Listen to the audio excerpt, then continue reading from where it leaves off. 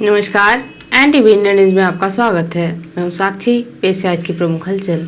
रामनवमी का त्योहार भगवान राम के जन्म की याद दिलाता है, जिन्हें सत्य और धार्मिकता का प्रतीक माना जाता है। उनके धर्म, अच्छे आचरण और सद्गुणों के लिए उनकी सराहना की जाती है।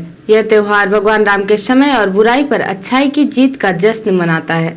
17 अप्रैल को सीधी शहर के हृदय स्थल में 108 वर्षीय श्री राम नाम संकीर्तन से संकल्पित अध्यात्म रामायण मंदिर के संस्थापक ब्रह्मलीन ब्रह्मा श्री 1008 श्री स्वामी गोपाल दास महाराज जी के मंदिर परिसर में रामनवमी के अवसर पर श्री राम जन्म उत्सव मनाया गया। आध्यात्म रामायण मंदिर पुजारी शत्रुघ्न दास ने बताया कि इन दिनों में मां के 9 स्वरूपों की पूजा की जाती है। भक्तों में नवरात्रि को लेकर काफी उत्साह रहा। नवरात्रि के आखिरी दिन रामनवमी का पर्व मर्यादा पुरुषोत्तम श्री राम जी का जन्मोत्सव बड़े धूमधाम से मनाया गया और भगवान की भव्य आरती की गई।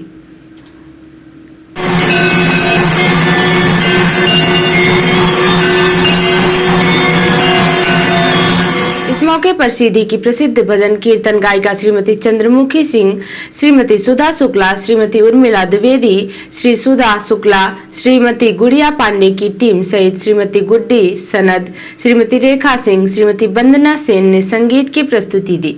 इस दौरान मंगलेश्वर सिंह, कुमुद किशोर अवधिया, अंबिकेश पाठक, अतुल पांडे, द्रोणाचार्य तिवारी, शुक्ला जी, महेंद्र सराफ, रोशन कामदार, बिल्डर रामदेव, रमेश गुप्ता, श्रीमती रश्मि गुप्ता आदि काफी संख्या में भक्तगण उपस्थित रहे एवं प्रसाद वितरण किया गया।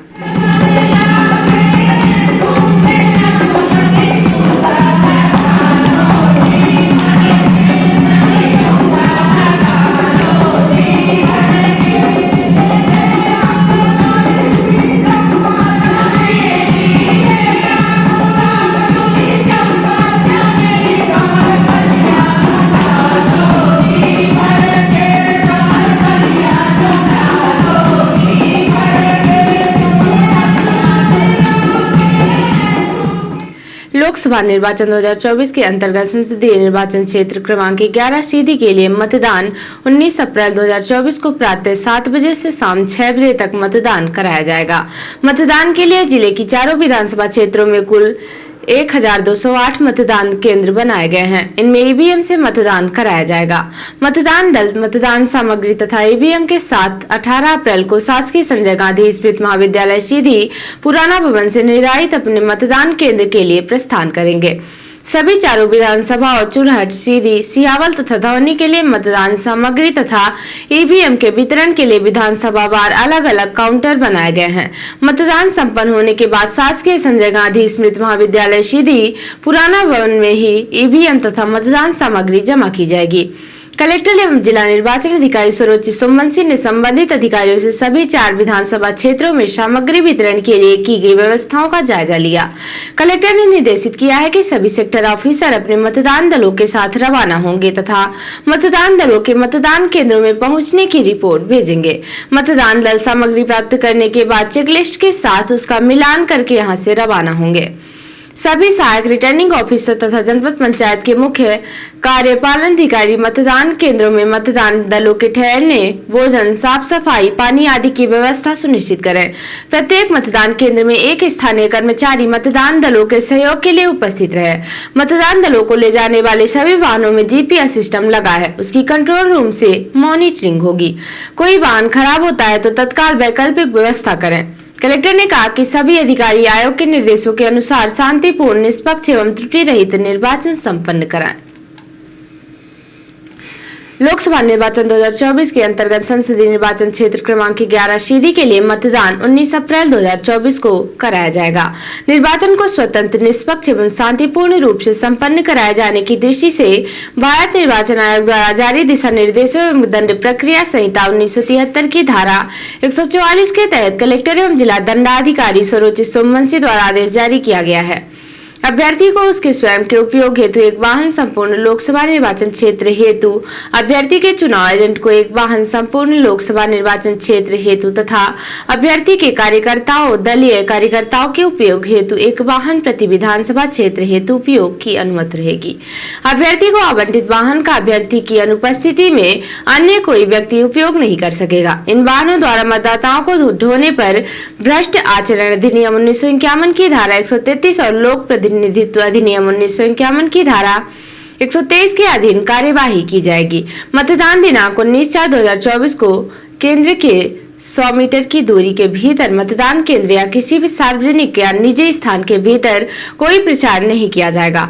मतदान दिनांक 19/4/2024 को निर्वाचन संपन्न होने तक मतदान केंद्रों की 100 मीटर की परिधि अंतर्गत कोई भी व्यक्ति मोबाइल कार्डलेस फोन्स का उपयोग नहीं करेगा, परंतु यह प्रतिबंध पीठासीन अधिकारी एवं निर्वाचन आयोग के प्रेक्षक सुरक्षा में लगे अधिकारियों प्रशासनिक अधिकारियों पर लागू नहीं होगा।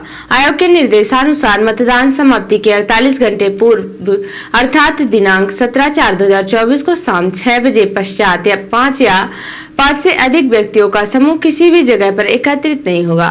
क्षेत्र में जुलूस नहीं निकालेगा, नारेबाजी नहीं करेगा और न ही प्रचार प्रसार संबंधित पर्चा आदि वितरित करेगा। उपरोक्त आदेश का उल्लंघन करने पर भारतीय दंड संहिता की धारा 188 एवं लोक प्रतिनिधित्व अधिनियम 1951 के प्रावधानों एवं अन्य सुसंगत अधिनियमों के अंतर्गत दंडात्मक कार्यवाही किया जाएगा। लोकसभा निर्वाचन 2024 के अंतर्गत संसदीय निर्वाचन क्षेत्र क्रमांक 11 सीधी के लिए मतदान 19 अप्रैल 2024 को कराया जाएगा। उक्त को दृष्टिगत रखते हुए मतदान दलों एवं माइक्रो ऑब्जर्वर का तृतीय रेंडमाइजेशन भारत निर्वाचन आयोग द्वारा नियुक्त सामान्य प्रेक्षक अभिषेक कृष्णा IAS की उपस्थिति में रिटर्निंग ऑफिसर संसदीय निर्वाचन क्षेत्र क्रमांक 11 सीधी सुरुचित सोमवंशी के निर्देशन में जिला सूचना अधिकारी NIC सीधी दशरथ प्रजापति तथा सिगरौली गौरव पांडे द्वारा किया गया। इस दौरान कलेक्टर एवं जिला निर्वाचन अधिकारी सिगरौली चंद्रशेखर शुक्ला तथा कलेक्टर एवं जिला निर्वाचन अधिकारी शहडोल तरुण भटनागर वर्चुअली वीडियो कॉन्फ्रेंसिंग के माध्यम से जुड़े रहे तथा संसदीय निर्वाचन क्षेत्र की सभी विधानसभा क्षेत्रों के सहायक रिटर्निंग ऑफिसर उपस्थित रहे। रेंडमाइजेशन के दौरान मुख्य कार्यपालन अधिकारी जिला पंचायत राहुल धोटे, अपर कलेक्टर एवं उप जिला निर्वाचन अधिकारी राजेश शाही, संयुक्त कलेक्टर नीलेश शर्मा, सहायक रिटर्निंग ऑफिसर चुरहट शैलेश द्विवेदी, सीधी प्रिया पाठक, सिहावल प्रशांत त्रिपाठी, चितरंगी सुरेश यादव, सिगरौली सृजन वर्मा, दिवसर अखिलेश सिंह, धौनी RP त्रिपाठी, व्यवहारी नरेंद्र सिंह दुर्वे सहित निर्वाचन से जुड़े अन्य अधिकारी उपस्थित रहे। रिपोर्टर हिमानी रोतेला ने बताया कि हल्द्वानी में पहुंचे कांग्रेस के राष्ट्रीय महासचिव सचिन पायलट ने भाजपा पर जमकर निशाना साधा। उन्होंने कहा कि आज जिस प्रकार से भाजपा कांग्रेस मुक्त का नारा कर रही है और कांग्रेस को खत्म करने की बात कर रही है, अब की बात 400 पार का नारा लगा रही है, लेकिन भाजपा ने क्या किया? भारत के अंदर नैनीताल लोकसभा के सांसद रक्षा राज्य मंत्री रहे।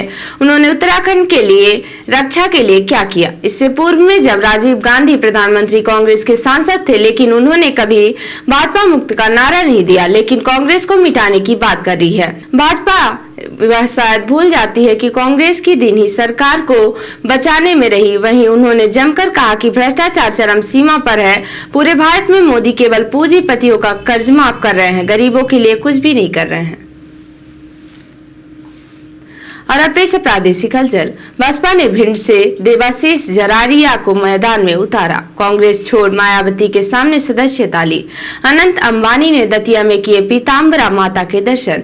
भोपाल में छात्रा से स्कूल वैन ड्राइवर ने किया दुष्कर्म, 49 दिन तक बंधक बनाए रखा। और अमित शाह दिल्ली रवाना। छिंदवाड़ा में नाराज नेताओं को नसीहत, चुनाव में कमी रही तो पार्टी बाद में निर्णय लेगी। और अब से राष्ट्रीय हलचल।